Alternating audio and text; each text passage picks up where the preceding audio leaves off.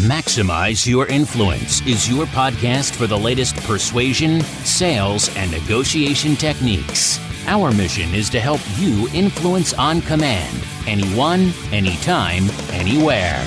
Your host is the author of Persuasion IQ, Laws of Charisma, and the best-selling book, Maximum Influence. Now, your host, Kurt Mortensen. All right, thanks for being here. Appreciate your love and support, all your feedback. Reach out to me at kurt@maximizeyourinfluence.com for what you want to hear on the show as we continue with your RIZZ. What is your RIZZ ranking? Where do you rank in the world of charisma as we dive into podcast 496? This is Maximize Your Influence. Hope you're having an incredible week. Putting more tools in that influence toolbox. And changing your income, changing relationships, changing the world, whatever you need to change. Usually has sub-element of persuasion, motivation, influence, and of course, the mindset or even the RIZZ. So let's kick it off with the... Blinja? Is it the blunder, the ninja? It's me. Kind of an interesting thing that happened. So I'm meeting up with a friend and we go to this Asian, Mongolian, all-you-can-eat restaurant, right? Everything's mapped out. They've got everything from the big Mongolian cook area to the sushi to the Korean food, a little bit of everything. So I'm a big fan of the Mongolian barbecue. It used to be one near my house in California. Little hole in the wall, but incredible food. I guess the Mongolians used to turn their shields over and cook in their shields. That's kind of the concept of the Mongolian barbecue. But anyway, one of the best things about Mongolian barbecue is the sauce. So I got mine ready. I was putting it in the bowl. I gave it to them. They cooked it up. I need more sauce. And so I went over to the sauce area. So I thought and put a little dark sauce on there. And I was eating, really enjoying it. And then I was going back later and noticed that that dark sauce was kind of near the soft serve ice cream machine. It was the chocolate sauce. And I didn't even notice. I thought it was just regular, salty, dark, Asian food type sauce, but it was chocolate sauce on my food and I didn't even notice. Now, I didn't put a lot and I did put it on a corner, but that's the human brain. We see what we want to see. We taste what we want to taste. We hear what we want to hear. So is that a blunder? Is that ninja? Is that just human nature? I mean, I could put you into a room with a blinking light, dark room. There's no blinking light, but eventually you see a blinking light. What was it in Europe? A bear escaped from a zoo and people started seeing the bear? No, the bear didn't make it very far, but people were seeing the bear. UFOs are in this category. I put you in another room and I'm going to say, all right, you can start smelling things, and I start pumping in foul odors. I'm not sure where they're getting the foul odors, but you start to smell these odors. Isn't that amazing? The way the brain works. 3 people see an accident, you get 3 different versions, and they'll all swear by the version that's how it happened. Even with wine, for example, if I say it's expensive wine, it actually tastes better. Your brain triggers to have it taste better. There's a funny YouTube video at this restaurant. They have all these different types of waters from volcanoes from around the world. Actually, it's the waiter outside filling these bottles, these fancy bottles with hose water, and people are like, oh, yes, you could taste the glacier minerals. It was hose water. But again, in their brain, it actually does taste better. It triggers different areas. I'll post that link under Maximize Your Influence under this podcast and all the links and IQ assessments you need in one spot. They've done those with pain pills. Well, here the cheap ones, they're like 10 cents a piece. Oh, these are $3 a piece. The expensive ones worked better. Try this out, although you didn't hear it from me, Pick a coworker that's getting under your skin. Get 2 or 3 other coworkers together and just say, hey, are you sick? Are you okay? They're like, I'm fine. But by the time the 3rd or 4th person says, are you okay? You look a little under the weather. Eventually, they're going to go home sick. That's what the brain does. Or another one that happened to me on the couch watching a football game, rubbing my head. My wife saw, hey, what's going on? A headache. Need some aspirin or something? I'm like, sure, that's nice. So she brought me 2 white pills, took them. Headache went away. But then I went upstairs, looked on the counter, and there was a bottle of laxatives. She says it was a mistake, and I'll admit the bottle did look similar to an aspirin bottle, but I still have that little doubt. What's going on here? Is that a blunder? Is that a ninja? Do we get caught in that trap too much? Can we see what we want to see? We taste what we want to taste. We hear what we want to hear. And sometimes your brain just assumes that it's real, that it's reality, but is it? So I think the ninja part is just being aware of the brain, that it's not perfect, that it's not a hard drive, that it picks up on different things that maybe weren't even there. And the blunder part is sometimes we buy into that too much, whether it be trying to persuade ourselves or our prospect. Which brings us to our geeky, scholarly article. This comes from the University of Lausanne. It's in Switzerland. John Antonakis, Marika Fenley, and Sue Lecce. Can charisma be taught? Remember we're talking about the RIZZ, that charisma. And this is a test of 2 interventions. It was at the Academy of Management and Learning and Education. So this article talks about, can charisma be taught? And they looked at charismatic leadership, and they said that refers to leaders who inspire and influence followers through strong verbal and nonverbal communication. So the 2 experiments were MBA students and actual managers in business. Both groups received training on charismatic leadership, techniques, and behaviors. And the results showed that after training, both groups improved significantly in their charisma levels based on independent observer ratings. So charisma can be taught. And I get that all the time. Can you learn it? Are you born with it? No, I do 3-day trainings on this. You already have charisma skills you can polish and fine tune. You can learn more. There's so many things that you can add and adjust to your RIZZ. Because there's things they talked about in this article about trust and competence and your ability to influence others. And the main goal with this article is it suggests that leadership development, charisma, it takes time and effort, but it can be learned. So bottom line here, this study shows, both with MBA students and in the business world, charisma and leadership can be taught, can be improved, can be learned, and has positive impacts, not only the person learning it, but the people around them. Can anybody learn to be more charismatic? Yes. Can anybody learn to become more persuasive? Yes. Now, do be careful here. Hopefully this doesn't come across the wrong way. I've been a sales manager many times in my career, and I've always boasted, maybe I shouldn't, that I could turn anyone into a good salesperson, into a great persuader. But some people take a lot more effort than others to get to the level of the top, say, 20%. And if I have 20 salespeople and I'm working on the one, making the one, I'm neglecting the other 19, that require probably less time, less training, less effort. So you kind of have to gauge it there to where, okay, now everyone can improve, they can get better, but if you're in a management role, spend time with your top producers, spend time with the people that can improve the fastest. You still want to spend time with the one, but you don't want to give them 80% of your time, because that's not even going to give you 20% of your results. Just saying, just put it out there. But again, anybody can become more charismatic, a better leader, and more persuasive. So again, what is your RIZZ ranking? Where are you? What can you improve? Now, if you're like, oh, I've arrived, I'm done. I have some challenge with that. I don't think anybody's arrived. We're always working and improving these skills. We're talking about the 4 areas of charisma of the RIZZ. A few weeks ago, we talked about having better presence, being noticed when you walk in a room, being remembered. Last week, we talked about those core qualities, your inner charisma. And the 3rd area is your delivery, your presentation, your communication skills. So a big part of that is be able to instantly synchronize with others so they want to listen, develop rapport, being more likable. Patricia Fripp once said, it's not your customer's job to remember you. It's your obligation and responsibility to make sure they don't have a chance to forget you. That's by having the RIZZ, by having rapport, being more likable, being more memorable. Just because people are talking to you or nice to you does not mean you're developing rapport or they like you.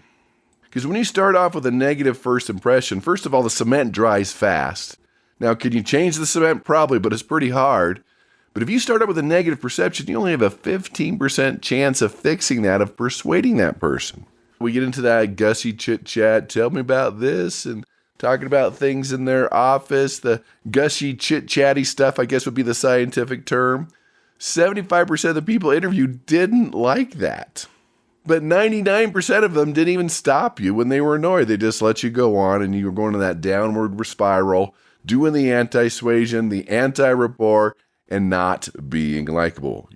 Just because they listened and smiled and pretended to care does not mean you're connecting and developing rapport. And here's a fun one. One of the major causes of employees going into a bad mood was talking to someone in management.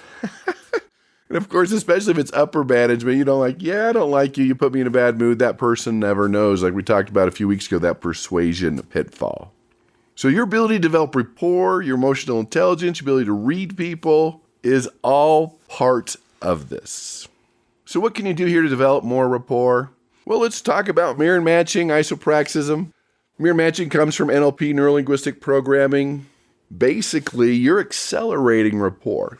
The more you can seem similar to them, mentally, physically, vocally, socially, there becomes an instant connection. Again, you're accelerating rapport. You watch two people gathering that have connected, that have rapport, their breathing rate synchronizes, their posture synchronizes, their rate of speech synchronizes. It's just part of it. It's all under the radar. So somebody like, whoa, that's woo-woo. No, it's not. It's been scientifically proven. In fact, a college professor's like, wait a minute, really? Does that work? And she'd go to different restaurants, choose someone about 10 feet away, and would mirror them. Not mimic them, but mirror them. In fact, I don't even like the word mirror and matching. I like delayed similar response. Because if they touch your face, you touch your face. It's like you're a monkey or in a mirror. Okay? This is all under the radar. But she would mirror them. They take a bite. She'd eventually take a bite, take a drink, wipe their face. Anyway, would mirror them under the radar, and ultimately the person would come over and say, do I know you? You seem very familiar to me.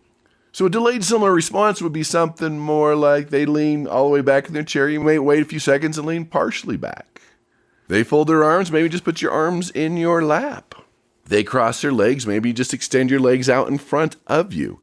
So again, you're just accelerating what's naturally going to happen anyway, but speed up the process. And there's three areas here you have to look at. The first one is body language. We talked about that. Delayed similar response, body language. I would also say energy level. If you're at 10 and it's Monday morning, they're at 2, that's a disconnect. Mirror their energy and bring them up. If you were calling customer service, calling to complain, and they're like, oh, it's a great day, how are you? And you're like, dude, you're angry and upset. You got to be very careful that you mirror that person first. Otherwise, again, it's that disconnect. So we have body language, we have energy level, and then word choice. Different people use different words. Is it transportation? Is it a semi? Is it a rig? Is it the truck? Try to mirror the words they use, the acronyms they use. That also causes a connection. And I'd add, too, what can help hurt rapport is handshake. Go to the archives. We've done a full podcast on the handshake. This is why. A bad handshake sets you back 1 hour in building rapport. You've had them before. You're like, oh, too many pumps, or too strong, too weak, too cold, too clammy, too sweaty, lack of eye contact, grabbing your fingers. You know the drill. Just be aware. A good handshake can make or break you.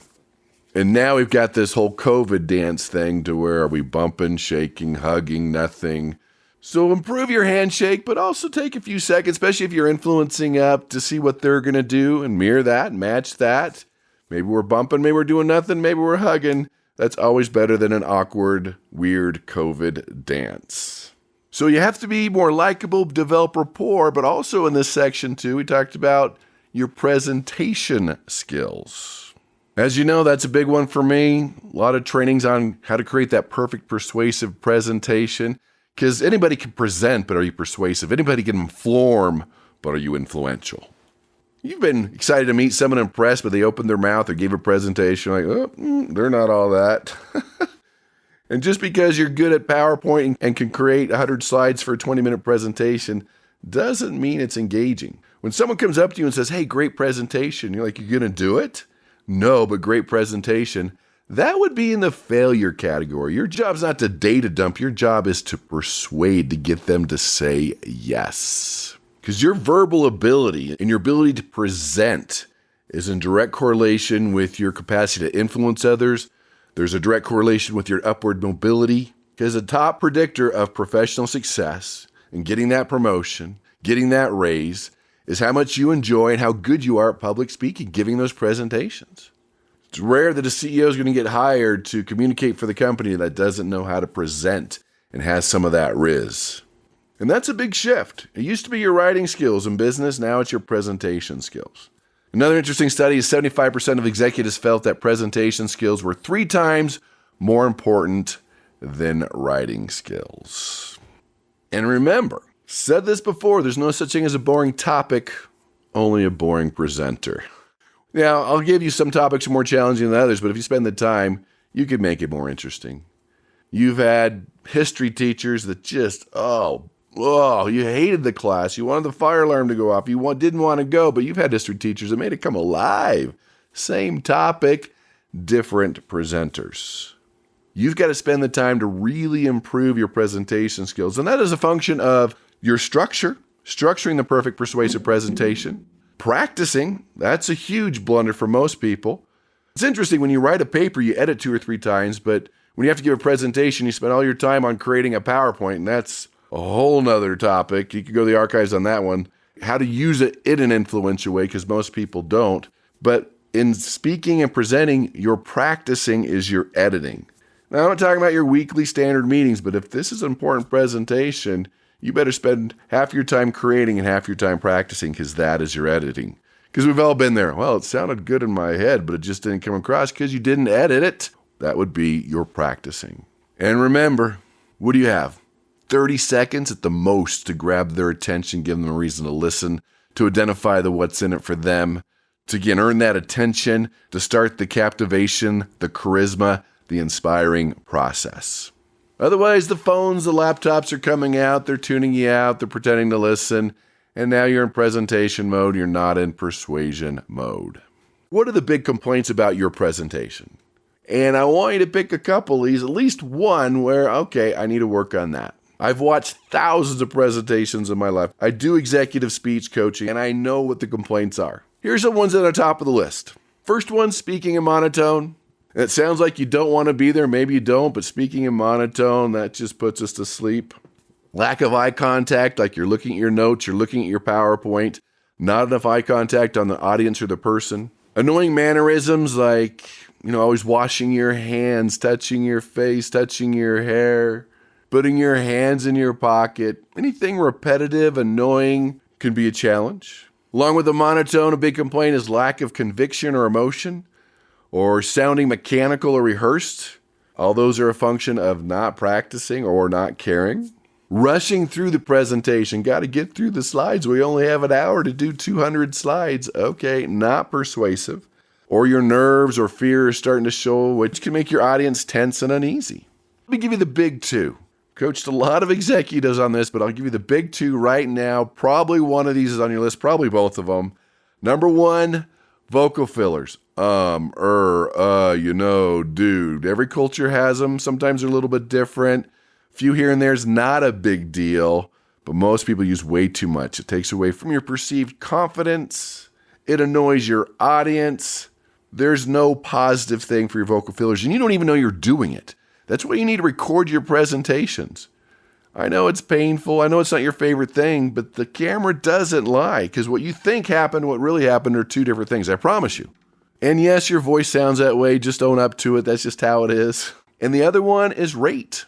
Well, what's more charismatic, fast or slow?